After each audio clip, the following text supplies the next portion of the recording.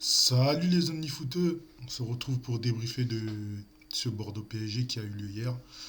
Alors match soporifique, hein. Bon, on va déjà parler de la compo avant de parler de si on peut appeler ça match.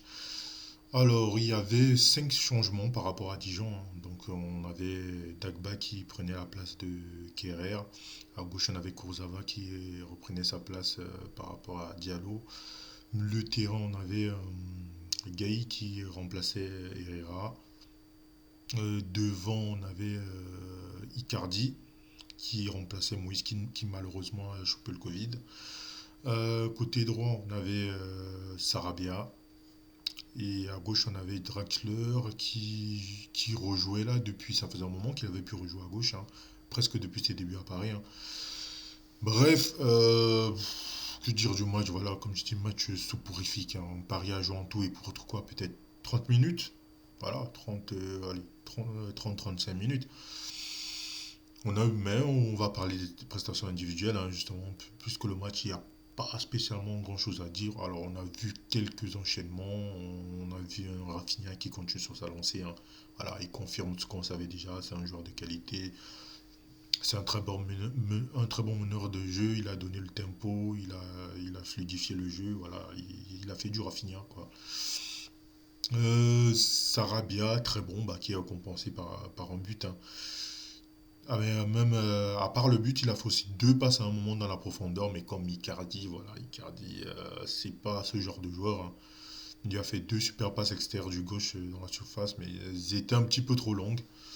Voilà, il fait un bon match, mais celui et la mention spéciale, je la mettrai à Ganagay. Ganagay qui a fait un très bon match, qui s'est projeté hier, et qui est à l'origine du but justement de Sarabia, qui, le, qui, qui est servi par Draxler, il me semble. Non, c'est Rafinha, hein, qui le décale côté gauche.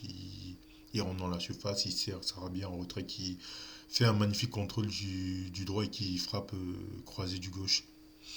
Donc voilà, j'ai bien aimé la prestation de Gay. Voilà, moi j'aime les joueurs d'équipe. Donc ça me fait plaisir que des joueurs comme Sarabia et Gay justement soient sortis du lot hier.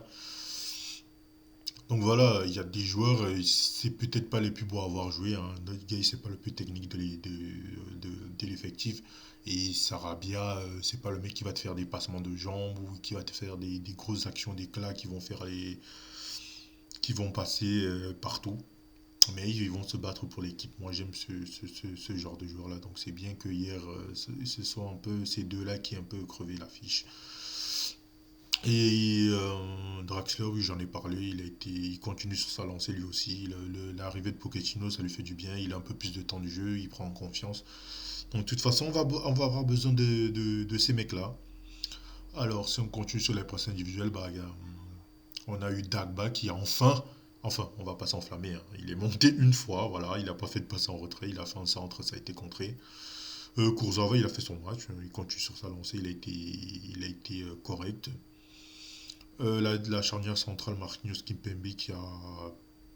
Oui, ils ont été un petit peu mis en danger, mais pas plus que ça. Navas, il a dû faire quelques arrêts. Pas non plus des trucs de ouf, peut-être 3-4 arrêts. Peut-être même moins, je sais plus, mais bon, on n'a pas été tant mis en danger que ça. Alors, on a bien eu la frayeur avec Ben Arfa qui est rentré en fin de match, la frappe croisée du droit qui passe pas loin du poteau. Mais sinon, il n'a pas été spécialement mis en danger. Icardi, malheureusement, on l'a pas beaucoup vu, mais bon, c'est un renard des surfaces. Quand tu l'achètes, tu sais ce que tu vas acheter, hein. Il n'y a pas de tromperie sur la marchandise. Malheureusement, quand il n'a pas de ballon, il n'existe pas beaucoup. Et comme c'est pas un joueur qui est spécialement dans le décrochage, voilà, on l'a pas tellement vu. Bon, je vais essayer d'enlever ça, hein. C'est des lunettes de protection là, par rapport à la lumière bleue des écrans. J'ai perdu l'habitude de faire sans. Bah, on va essayer de terminer la vidéo là-dessus, ça fait bizarre. Donc bref, je crois que j'ai fait le tour. J'ai parlé de Sarabia, oui, j'ai parlé de Rafinha, bref, j'ai parlé un petit peu de tout le monde. En bref, de toute façon, ce championnat, ça va être comme ça jusqu'à la fin. On a eu la confirmation hier. Alors, ce championnat, il est tellement, on a tellement fait de conneries cette saison on en est à devoir compter même sur notre rival historique, hein, l'OM, hier, qui tient à peu près le 0-0 et qui perd dans les deux trois dernières minutes sur deux boulettes de Mandanda. Voilà, on en est là à devoir regarder les résultats de l'OM et espérer qu'il fasse ne serait-ce qu'un nul. Donc bref, le feuilleton Ligue 1 continue, hein, le feuilleton produit par le PSG, parce que encore une fois, je le répète, hein, si on en est là aujourd'hui avec une Ligue 1 série, c'est parce que Paris a fait n'importe quoi. Donc ils ont fait un pacte, les joueurs, à savoir gagner tous les matchs qui restent, et ils en ont gagné déjà deux, il en reste 10. Bref, il va falloir continuer les gars, hein. Il va falloir gagner les 10 finales qui restent, comme Pochettino il a dit. Alors les gagner.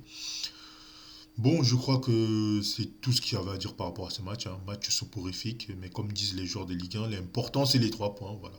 J'aime pas cette phrase bateau, mais c'est le cas de le dire.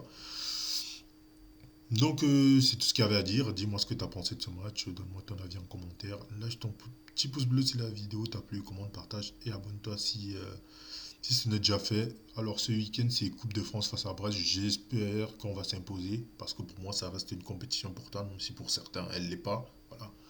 Et même pour le coach, ça ferait tâche de se faire sortir. Là, je crois qu'on est en 16e ou 32e, je sais plus. Bref, se faire sortir là maintenant, ce serait juste ridicule. Et pour Pochettino, par rapport à ses prédécesseurs, ça ferait vraiment tâche. Bref, nous on va se retrouver du coup lundi, hein, comme d'habitude dans les lives. Si t'es pas abonné, je t'invite à t'abonner justement pour participer au live le lundi et le mercredi à 17h30 maintenant jusqu'à nouvel ordre, hein, c'est le nouvel horaire. Bref, on se retrouve bah, du coup lundi, hein, la OmniFoot Family. C'était Franck, passe une bonne journée, passe une bonne soirée. Ciao.